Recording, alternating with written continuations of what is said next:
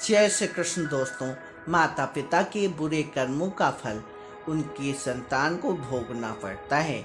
इस संदर्भ में आज आपको हम यमराज की पुत्री सुनीता के पुत्र येन की कथा सुनाने जा रहे हैं। तो दोस्तों, इस वीडियो को पूरा देखें जिससे आपको सही जानकारी मिल सके।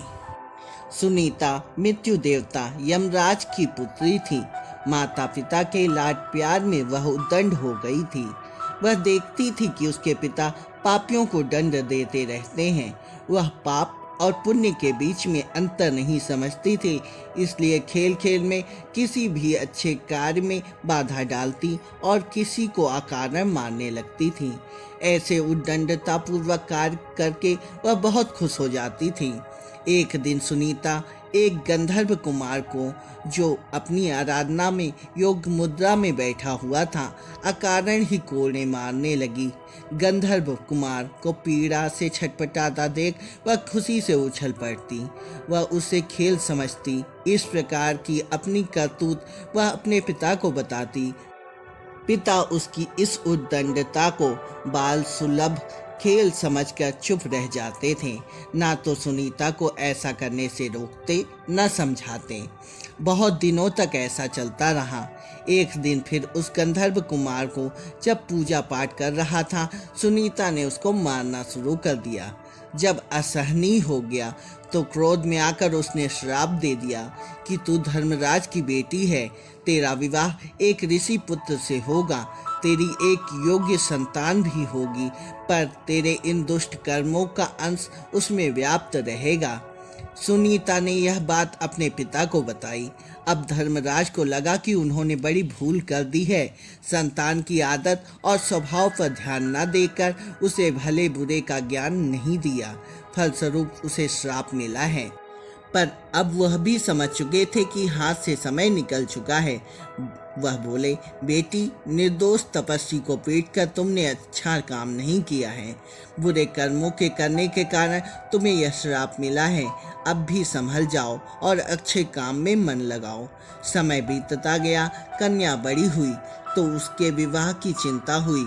उसके श्राप को जानकर उससे कोई विवाह करने के लिए तैयार नहीं होता था। कौन उससे पैदा होने वाले पापी पुत्र का पिता बनना चाहेगा। जब कोई उपाय न रहा तो रंभा अप्सरा ने उसे मोहिनी विद्या सिखा दी। अप्सराएं तो इस कार्य में सिद्ध होती ही थी। अब उसे किसी को भी मोहित करने की विद्या सिद्ध हो गई थी। एक दिन रंभा उसे अपने साथ लेकर वर की खोज में निकली। एक दिन नदी के तट पर उसने अत्रि कुमार अंग को देखा। अनीता अंग को देखते ही उस पर मोहित हो गई। रंभा की माया तथा अपनी मोहिनी विद्या के बल पर उसने अंग को मोहित कर लिया। दोनों को एक दूसरे पर आसक्त जानकर रंभा ने दोनों का गंधर्व विवाह करा दिया। दोनों सुखपूर्वक रहने लगे। कुछ दिनों बाद उनके पुत्र हुआ, जिसका नाम वेन रखा गया। वेन अत्रि वंश के अनुरूप ही अपने पिता अंग के समान धार्मिक, सदाचारी और रजोचित्त गुणों से संपन्न था। आचार, विचार और व्यवहार में सब उसकी बड़ी प्रशंसा करते थे। अच्छे कुल में उत्पन्न होने के सभी लक्षण उसमें दिखाई देते थे, पर माँ के एक दुर्गुण के कारण, जिसके कारण वह श्रापित हुई थी, धीरे धीरे वेन में भी वह दुर्गुण प्रवेश करने लगे। कुछ नास्तिकों तथा दुष्टों की संगति में वह नास्तिक भी हो गया।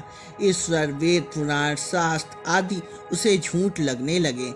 यज्ञ, संध्या आदि को वह पाखंड समझने लगा। वह वयस्क हो चुका था।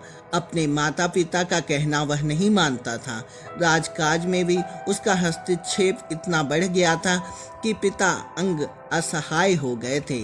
राजा तो अंग थे, पर आज्ञा वेन की ही चलती थी। सुनीता समझ रही थी कि उसके संस्कारों का परिणाम श्रापग्रस्त इस पुत्र में उतर आया है।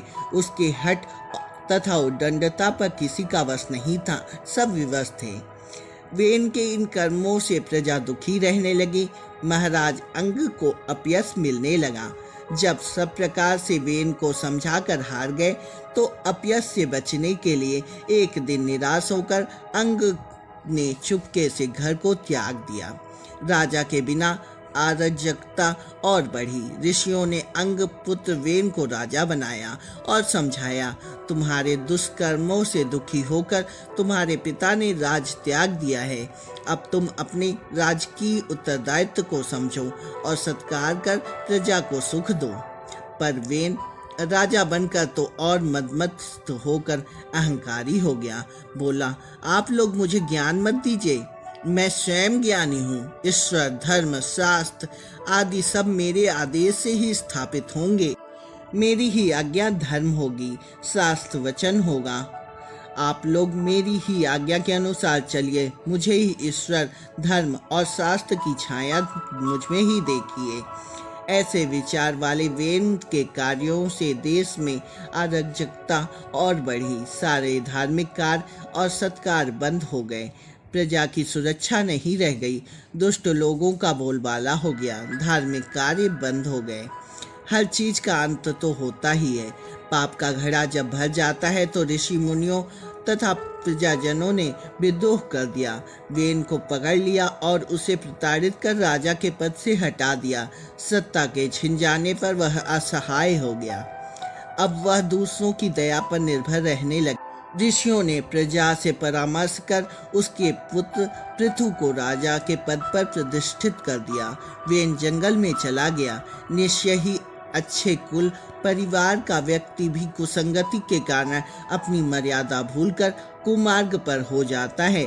अपने कुल धर्म को भूलकर सबके दुख का कारण बनता है और अंत में अपने इसी आचरण के कारण वह स्वयं ही नष्ट हो जाता है। इसलिए कुसंगति और कुसंस्कारों से बचना चाहिए।